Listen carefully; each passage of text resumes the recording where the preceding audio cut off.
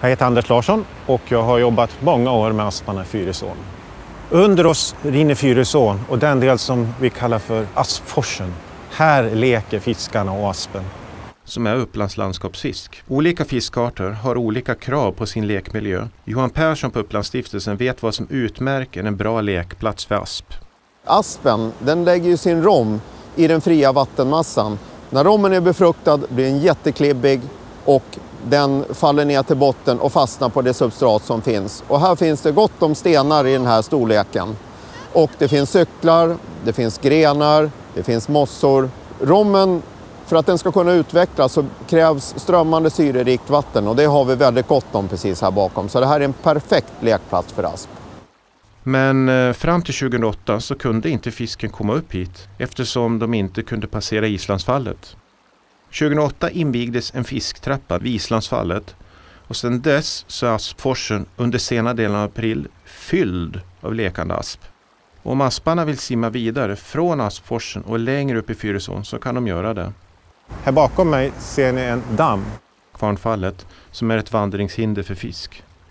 Där ser man öppningen till fisktrappan. Som låter fisken simma runt den gamla kvarnen som idag inrymmer Upplandsmuseet. Men vill asparna simma vidare härifrån? Nu är det så att den här lekplatsen är fantastisk så att de har inte så stor anledning att gå förbi än så länge. Men om populationen blir mycket större så kan det mycket väl vara så att fisken istället väljer att gå förbi och simma några kilometer uppströms och då når de Ulva kvarn där vi också har jättefina lekplatser. Den som är intresserad kan komma hit varje vår någon gång i mitten på april och se aspen, de stora fiskarna, leka precis här eller lite längre ner här. För att veta vad asparna är kan man kika efter vad det plaskar lite. Eller om solen är framme så kan man spana direkt efter de stora fiskarna. Om man missar aspleken på våren så får man ofta en andra chans på sommaren.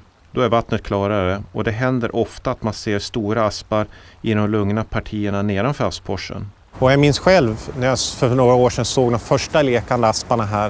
Det var en fantastisk känsla och det var folksamling verkligen som stod och tittade på dem. Nu har vi ju pratat mycket om den här gigantiska aspen.